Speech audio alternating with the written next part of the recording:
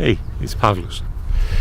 It's Saturday the 30th of April. It's the day after the UK is supposed to have dropped out of the European Union. And we're still Brexing it. I mean, I have a reputation of cutting it fine, but this is an extremely poorly handled affair. The other thing is that even though we're in theory crashing out of the EU with no deal in 2 weeks, life goes on. People are out in the park, like out for a walk. Businesses are working. Everything is normal. There's not a sense of impending disaster or anything.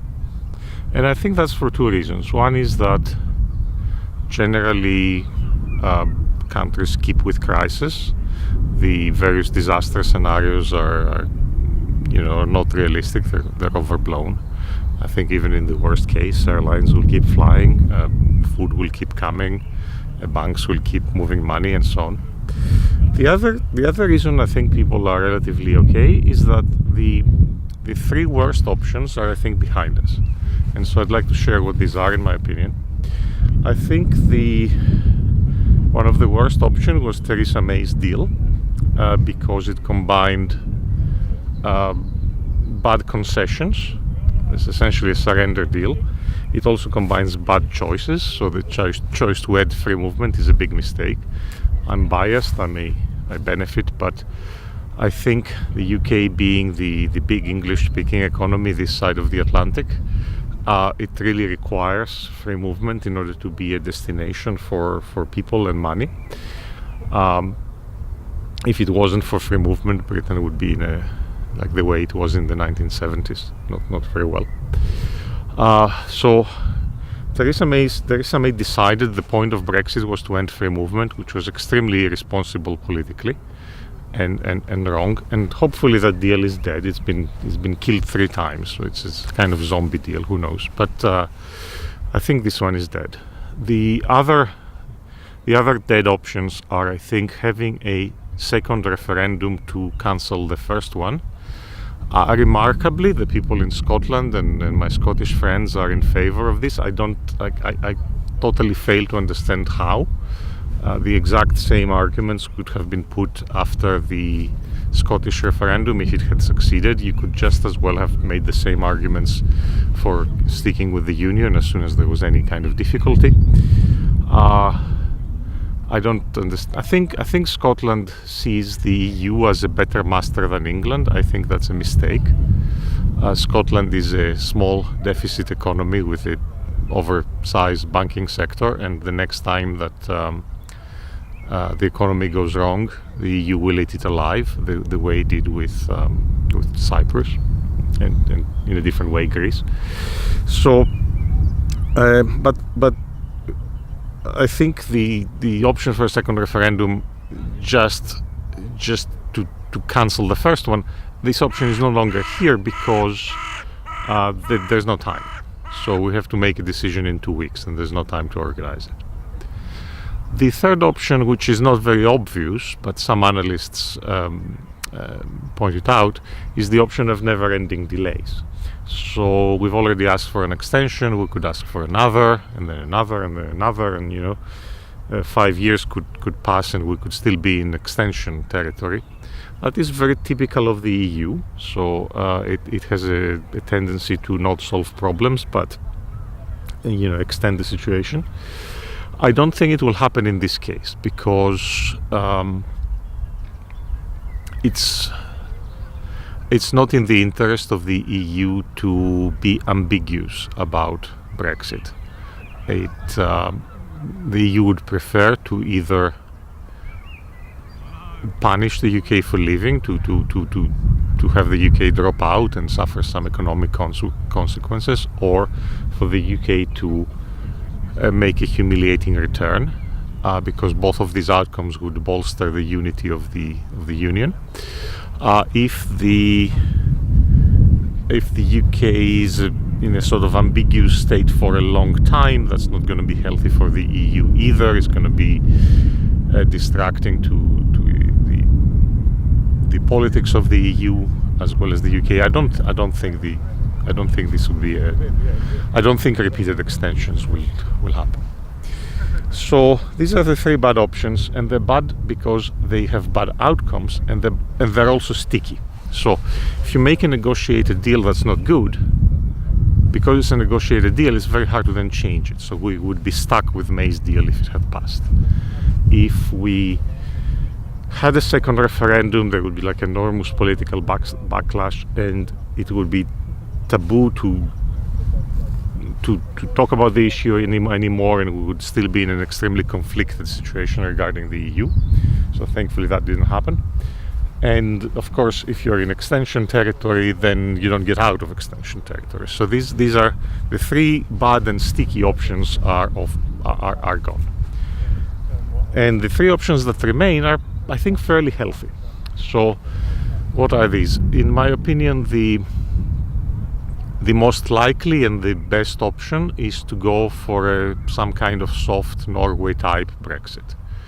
I think Parliament last week tried to find a compromise solution. It didn't succeed, but it looks like the least bad option is some sort of soft Brexit. They may be able to find it on Monday or sometime next week. So if it happens, then that's a good option. It can be quickly enough agreed and communicated. It's easy to express. The EU cannot reasonably refuse. So it's easy to agree that in the UK and communicate to the EU that we want a Norway-style arrangement. That could be quickly implemented. We would probably leave on the 12th with a transitional arrangement. We would not participate in the European elections, and then we would have a technical transition arrangement and then formally some sort of EEA status. I think that would be the best option. I think it's the best in my opinion. I'll explain why later. And I think it's the most likely. The other two options are also, I think, fairly healthy. So there's the option of no deal, of just running down the deadline and dropping out on the 12th with no deal. I think that's a healthy option. Obviously, it's going to be economically harmful, but it's other economically harmful things happen. It's about as bad as austerity, and it's a healthy option because once you're in no deal and you discover that you need something like free movement, then you can start having deals. You can start saying, oh, we now need a customs union, we now need a reciprocal free movement arrangement. So dropping out with no deal resets the slate, and then the UK can decide from an unencumbered position. It can decide what it actually wants and ask the EU and maybe get it. So I think it's a reasonably healthy situation. The other option, which is a little bit of a wild card, but I think is also healthy, is to revoke Article 50 in order to have a proper high-quality national debate. So that's what we should have done in the first place. After the original referendum, we should have asked the nation, so you voted to leave, what do you mean? What is it that you want actually? Which of these specific options would suit?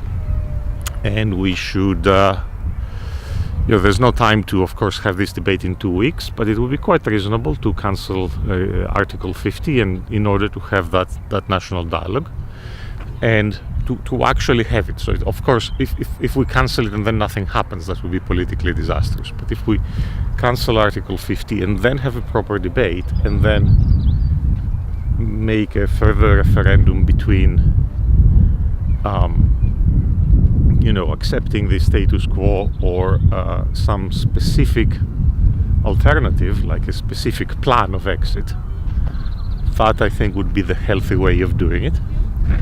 And that's the way it was done with Scotland. So Scotland made a very specific plan for exit. It didn't succeed, but it was a high quality plan.